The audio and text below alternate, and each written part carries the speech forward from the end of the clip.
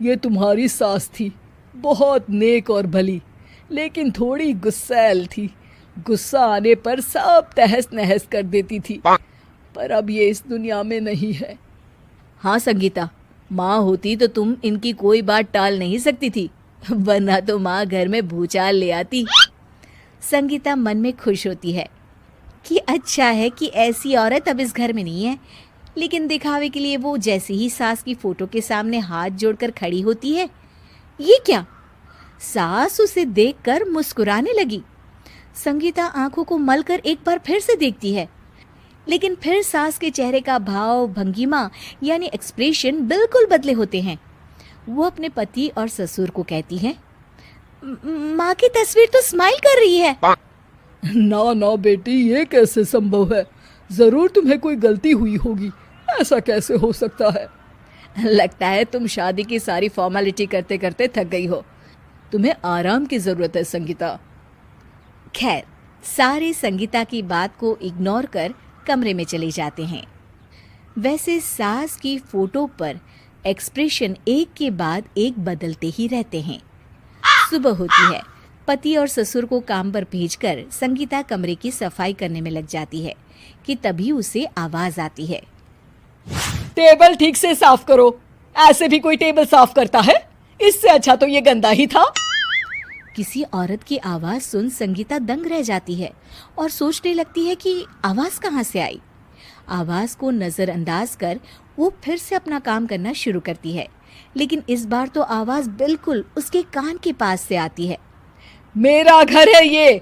जब तक मैं थी चमका कर रखती थी, हर एक चीज शीशे की तरह थी। तुम्हें तो ना सफाई आती है ना कुछ पता है। क्यों तुम्हें मेरे घर की जिम्मेदारी दे दी गई है?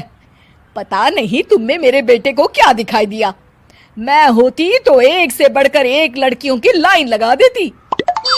अब संगीता को समझने में देर नहीं लगी कि ये आवाज किसी और की नहीं बल्कि उसकी सास की है, जो दीवार पर टंगी है। वो उसके पास जाती है और कहती है, नमस्ते सासू माँ, मुझे तो कल ही लग रहा था कि दीवार में कुछ काला है। वो दीवार नहीं, दाल होती है पगली। सही पकड़े हैं सासू माँ। तो क्या हो गया आपको जो आप यहाँ भी चैन से नहीं बैठी हैं? सुना मैंने आपका व्यवहार काफी गुस्से वाला था। चुप रह तू, ज्यादा बकर बकर ना कर।